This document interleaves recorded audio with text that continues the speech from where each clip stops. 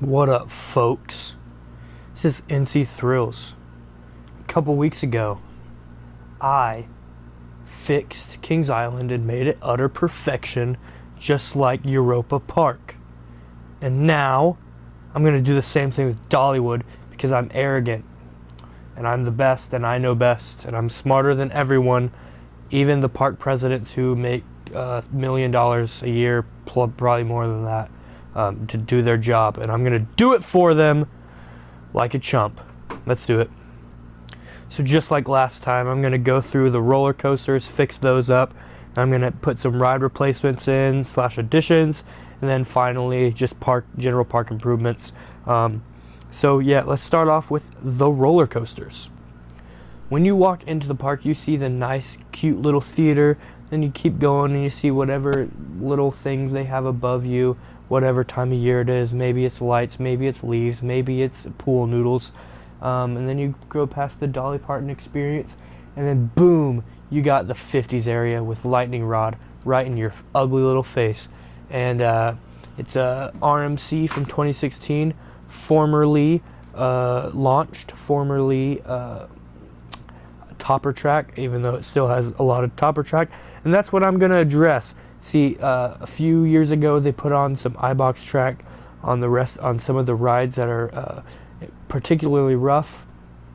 The quad down to be specific, and of course the final turn.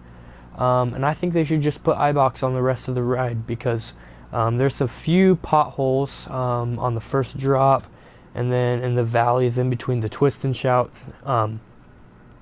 They can be pretty uncomfortable.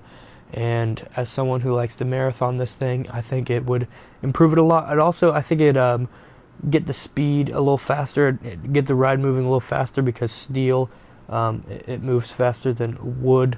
So yeah, that'd be my improvement for lightning rod. Okay, and as you go down the park, you get a whole lot of nothing, and then bam, right in your face, you get this old classic, the park original before it was even Dollywood. You got Blazing Fury. And I think it deserves an RMC overhaul.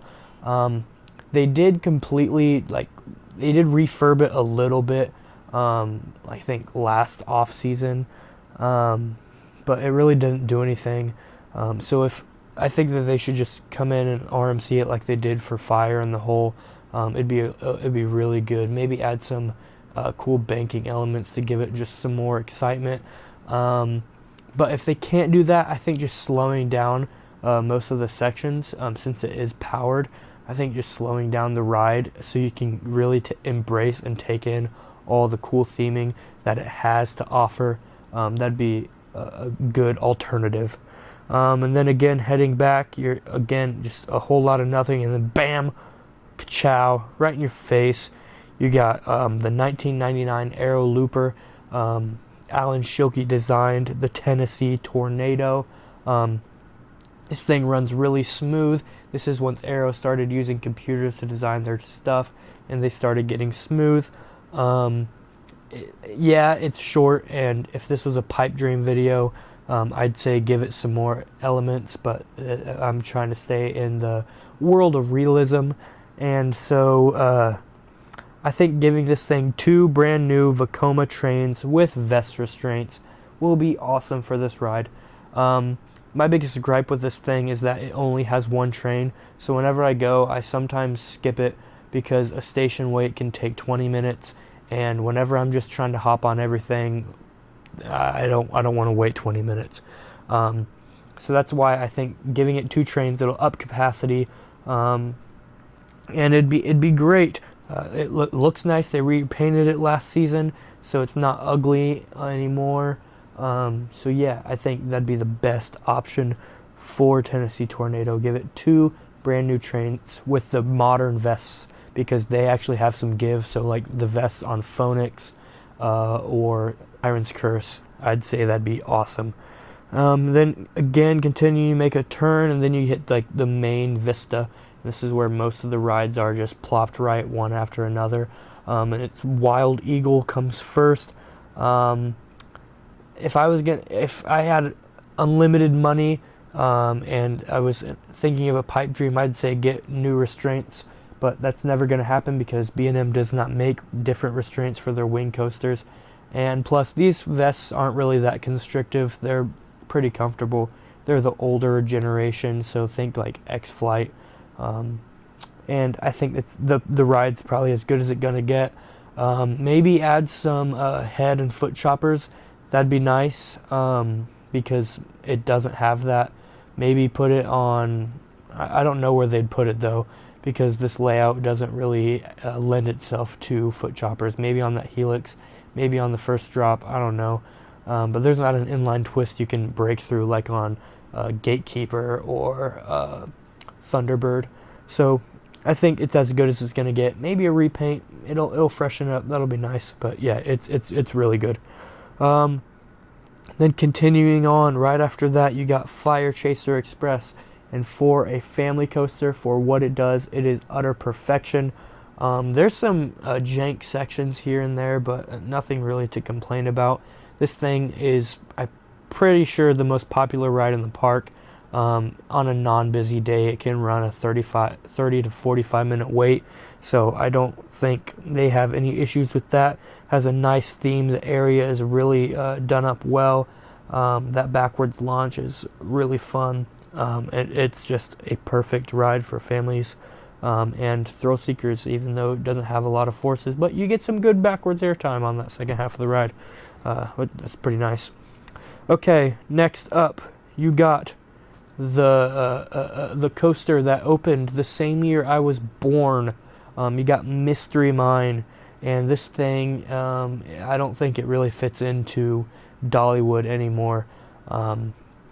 It's fun to do here and there, but most of the ride is just janky and kind of uncomfortable, and you hit your head a lot if you don't know how to brace yourself. The finale is nice, that last lift drop and inversion. That's really cool. That's really the only thing I enjoy. That's the only reason I ride Mystery Mine, is for the drop and then the barrel roll into a stalling dive loop. But yeah, I think it'd be best to tear it out. I'll get to what I'd replace it with later. That wouldn't sacrifice getting rid of the show building. So yeah, stay tuned for that here soon. But yeah, it's time for Mystery Mine to get out. Okay, next up, heading into Wildwood Grove, we got Dragon Flyer, and I think it's as good as it can get. It desperately needs a second train. It has the same problem as Tennessee Tornado. A station wait can take 20-30 minutes. And especially being in the most popular area in the park, like legit, you could be in the rest of the park and there's no one there. Then you go into Wildwood Grove and you're like, holy crap, what are all these people doing here? So yeah, I think it desperately needs a second train, but it cannot get a second train. Literally impossible, because the brake run is the station and the station is the brake run. So it's sadly never gonna happen. But yeah, it looks good too. It runs butter smooth. It's just a really good ride. It's hurt by capacity that it's naturally designed to have. So just wah sadness. Okay, staying in Wildwood Grove, we got the newest coaster to come to the park until Night Flight Expedition opens. If you count that as a coaster, put that in the comments if you're going to count it before you ride. I definitely will. I don't care. But we got Big Bear Freaking Mountain, and I think it can use some more theming, and I mean natural theming. So trees, please plant some trees. Most of the ride, you're just on this grassy hill, and it is ugly, and it's lame, and you don't feel like you're running away trying to find a bear. Instead, you feel like you're just on a four-wheeler ride in your grandma's backyard. Just speaking from experience. So yeah, add some trees, add some more rock work, add some more water. That'd be really nice, in my opinion. But it's a really great family coaster, and that finale can pull some pretty good forces. Okay, next up, we got the kiddie coaster, Whistle Punk Chasers. I don't really see how this serves anywhere in the park, but I guess it gives a good coaster for the really little ones. I wish it was in Wildwood Grove because that's kind of the family area, but instead it's just plopped next to Thunderhead, just doing its thing. It is a Zamperla gravity coaster, and these things are jank-tastic, and they have really tiny trains. But Zamperla does make trains that are a little bigger, and I think they should get those trains. I'm not speaking as a selfish enthusiast who wants to have a comfortable ride on the kiddie coaster. I'm thinking of parents who want to ride with their kid, but it's a really big struggle because they got to cram their legs in and twisted their legs up like a pretzel just to fit in the train. So yeah, I'd say just give it some bigger trains so that parents can ride with their kids and be less uncomfortable. But I don't know, they may have the big trains. I really have no idea, but these things are cramped. Okay, finally, we got Thunderhead, and it is utter perfection. That's all I need to say. Okay, now it's time for ride replacement / additions. And if you're gonna go, you go into the park and you see the little amphitheater where the Smoky Mountain String Band, shout out Smoky Mountain String Band, they put on a really good show. Once you go back there, and then you see the nice Dollywood sign that looks like the Hollywood sign in Hollywood, California. Once you go back that way, you got like the county fair section. I really don't know what it's stinking called. I never go there. That's where a lot of the flats, family rides, that's where that is. They got a swing ride, I think, yeah, but it's not a big one.